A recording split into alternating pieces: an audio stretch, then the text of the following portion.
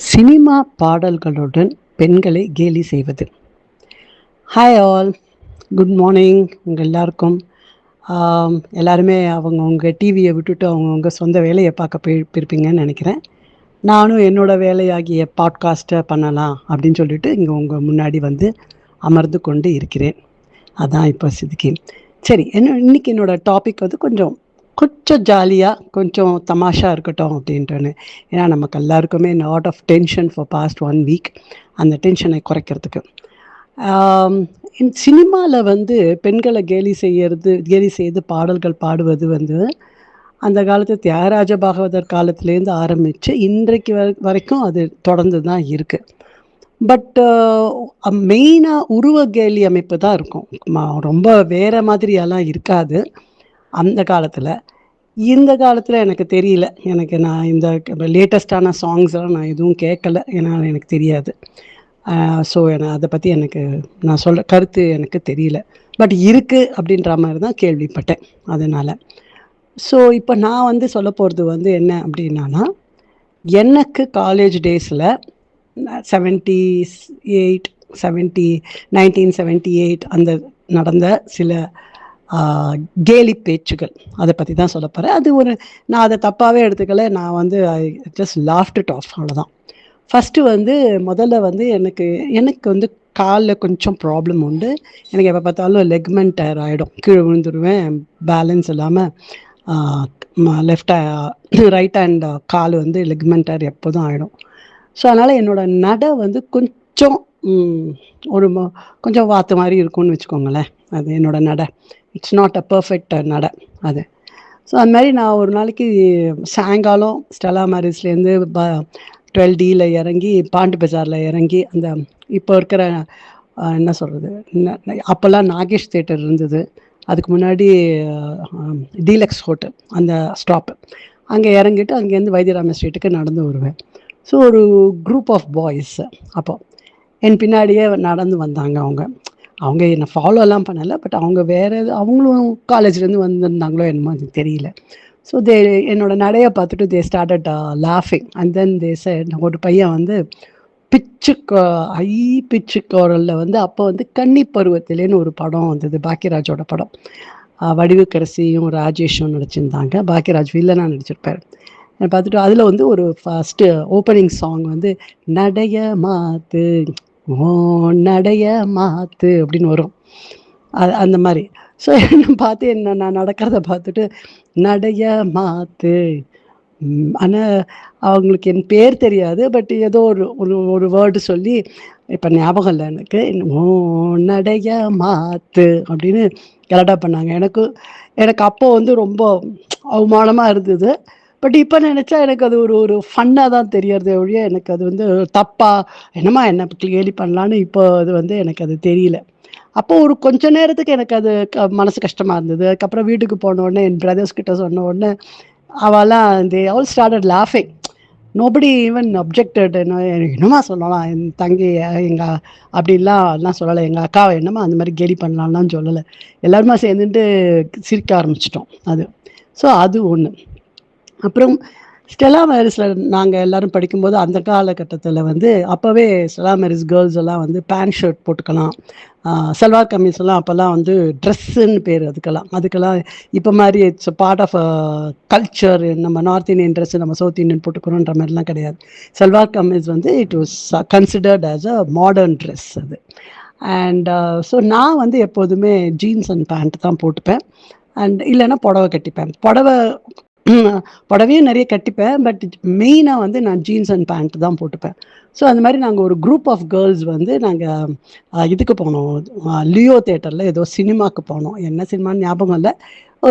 எல்லாருமே we were all wearing pant and shirt அந்த மாதிரிலாம் போட்டுட்டு இருந்தோம். மெயினாக pant and shirt and some of them were wearing salwar kameez. அதான், அவ்வளோதான். இந்த பத்தான் சூட்டுன்னு ஒன்று இருக்கும், காலர் வச்சு லாங் குர்த்தா மாதிரி போட்டுப்போம், கீழே வந்து சல்வார் கமீஸ். அது பேர் பத்தான் சூட். ஸோ அதுவே it was considered as a dress, modern dress. நாங்கள் பண்ணும்போது ஒரு குரூப் ஆஃப் பாய்ஸ், தமிழ் படம் தான், ஏதோ ஒரு தமிழ் படத்துக்கு தான் போயிருந்தோம். ஒரு group of boys they knew that we were from Stella Maris. உடனே அதில் ஒரு பையன் வந்து காஞ்சி பட்டுடுத்தி கஸ்தூரி பொட்டு வச்சு தேவதை போல் நீ நடந்து வர வேண்டும்னு எங்களை பார்த்து பாடினான்.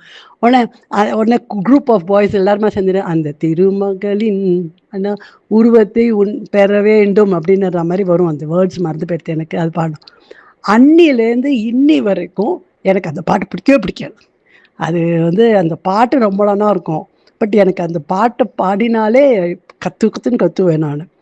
பிகாஸ் ஐ ஃபெல்ட் அது வந்து பெண்ணியத்துக்கு ரொம்ப மாமியாரை பார்த்துக்கணும், மருமகளை பார்த்துக்கணுன்ற மாதிரிலாம் வரும்.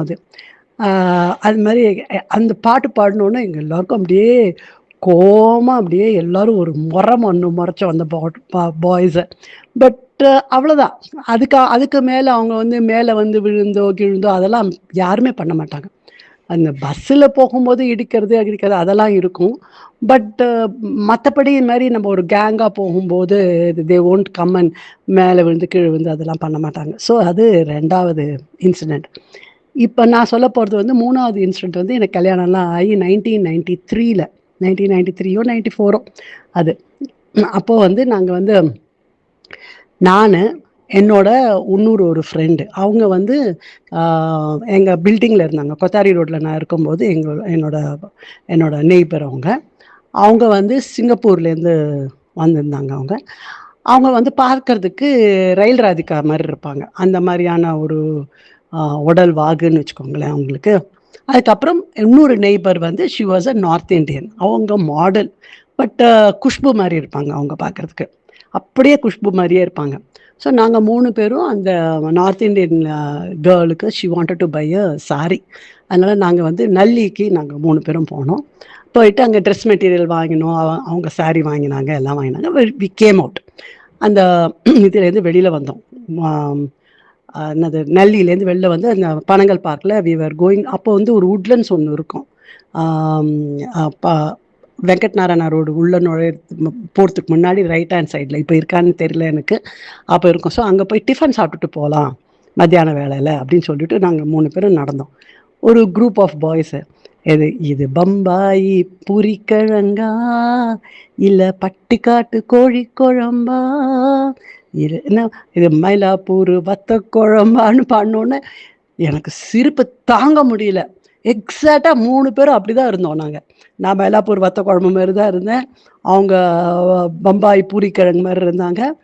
பட்டிக்காட்டு கோழி குழம்பு மாதிரி இன்னொரு ஃப்ரெண்டு இருந்தாங்க. சிரிப்பு தாங்க முடியல எனக்கு. நான் சிரிக்க ஆரம்பிச்சிட்டேன். என்னோட சிங்கப்பூரில் வந்த தமிழ் ஃப்ரெண்டுக்கு அவங்களுக்கு புரிஞ்சுது. அவங்க வந்து மாயா ஷட் அப் அப்படின்னா. அந்த நார்த் இண்டியன் கேர்ளுக்கு புரியல. வாட் ஆர் தே சிங்கிங் யார் அப்படின்னு சொல்லிட்டு why are you laughing மாயா அப்படின்னு கேட்டிருந்தாங்க. அதுக்கப்புறம் வந்து உட்காந்துட்டு, அப்போல்லாம் அவங்களுக்கு ஃபோன் கிடையாது, யூடியூப்லாம் கிடையாது. அந்த பாட்டை வந்து நான் வந்து பாடி காமிச்சேன், அந்த மீனிங்கை சொல்லி காமிச்சேன். ஸோ அந்த மாதிரியான ஒரு கேலிகள் பேச்சுக்கள் தான் இருக்கும். 4வது வந்து இது எனக்கு நடக்கலை, இது என்னோட நீஸுக்கு நடந்தது. அவள் வந்து சிதம்பரத்தில் காலேஜில் சேர்ந்தா, இன்ஜினியரிங் காலேஜ். அக்கா தான் கொண்டு விட போனாங்க. அக்கா வந்து என்ன பண்ணாங்க, அங்கே ஒரு கிளாஸ் எங்கே இருக்குது, ஃபஸ்ட்டு டே கிளாஸ் எங்கே இருக்குதுன்னு கேட்குறதுக்கு ஒரு குரூப் ஆஃப் கேர்ள்ஸ் நின்றுட்டு இருந்தாங்க போல இருக்கு. குரூப் ஆஃப் பாய்ஸ் இருந்தாங்க போல இருக்கு. அக்கா போய் அவங்க கிட்ட போயிட்டு கிளாஸ் எங்கே இருக்குது அப்படின்னு கேட்டிருக்காங்க. ஃபஸ்ட் இயர் ஸ்டூடெண்ட்டோட கிளாஸ் அப்படின்னோடனே உடனே அந்த ஒரு பையன் வந்து எஸ் டோல்டர் அங்கே தான் பக்கத்தில் தான் காமிச்சிருக்கான். எந்த கிளாஸு என்ன ஏதுன்றதை காமிச்சிருக்கான்.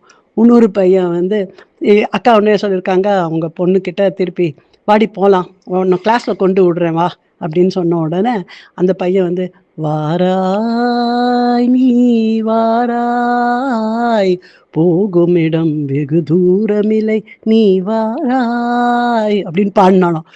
எங்கள் வீட்டில் எங்களுக்கு எல்லாருக்குமே அது சினிமானாலேயா என்னன்னு தெரியல. பட் அந்த சுச்சுவேஷனுக்கு தகுந்த மாதிரி யாராவது பாடினாங்கன்னு வச்சுக்கோங்களேன், எங்களுக்கு ரொம்ப சிரிப்பு வந்துடும். எங்களுக்கு நாங்கள் கோவமே பட மாட்டோம், சிரிக்க ஆரம்பிச்சுடுவோம் நாங்கள்.